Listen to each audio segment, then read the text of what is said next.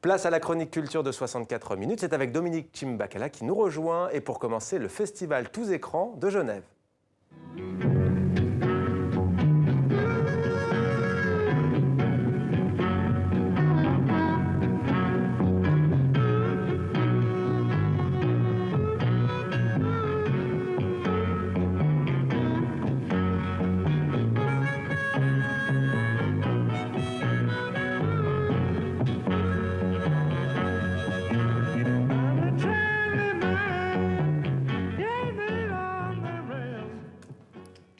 Bonsoir Dominique. Bonsoir Mohamed. Ravi de vous retrouver Dominique. Vous nous emmenez donc pour commencer à Genève pour la 20e édition du festival Tous Écrans. Oui, le festival Tous Écrans, c'est un festival international du film, donc avec des projections de films, mais c'est aussi un lieu de découverte de toutes les tendances qui vont révolutionner tous les écrans, c'est-à-dire de l'écran web, l'écran cinéma, même aux lunettes 3D.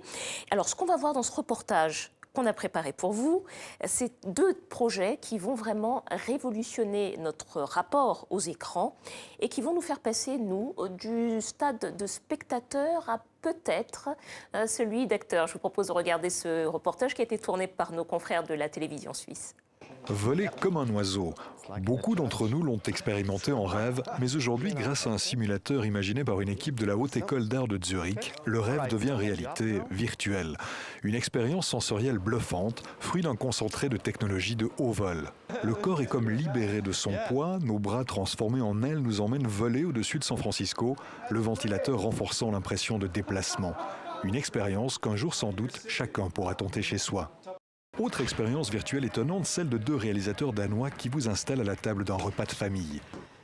Je pense que nous essayons de faire un cinéma beaucoup plus physique. Ça vient de votre esprit et ça descend jusque dans votre corps. À l'observateur participant d'occuper la chaise et le rôle de n'importe lequel des 5 personnages, et s'il ne peut influencer l'histoire volontiers tendue, il peut en revanche choisir de poser son regard où il veut. Cette expérience peut nous permettre de développer notre empathie et comprendre la perception que les autres peuvent avoir de la réalité. Il n'y a pas une, mais des réalités. Une autre façon donc d'envisager le cinéma et peut-être même la vie.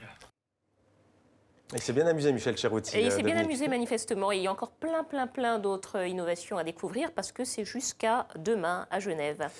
La bande dessinée au programme également de cette chronique culture. Dominique, vous allez nous parler de la sortie en librairie du tome 3 de la BD Bienvenue, c'est de Marguerite Abouet. Oui, Marguerite Abouet, alors pour ceux qui, par hasard, ne connaîtraient pas ce nom, c'est l'auteur d'une bande dessinée qui a très bien marché, qui s'appelle Aya de Yopougon, qui racontait les aventures d'une jeune ivoirienne d'un quartier populaire d'Abidjan, Aya, bande dessinée qui a été adaptée en dessin animé au cinéma.